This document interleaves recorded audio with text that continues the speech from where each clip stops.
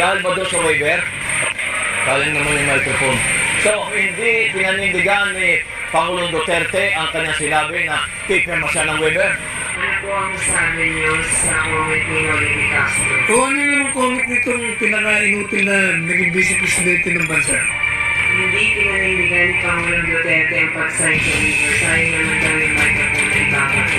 Eh, sira ka pala eh. Oy, Noli, you don't know what you're talking about. In the first place, he has already signed a waiver. Kung ikaw eh, palibasa mo, may edad ka na eh, hindi mo na naalala yung 2016 na nang-abogado ako sa kanya. May dala na nga akong waiver eh. Hanggang ngayon, valid pa yung waiver na yun. Hanggang hindi niya tinatanggi. Binalidate niya na eh.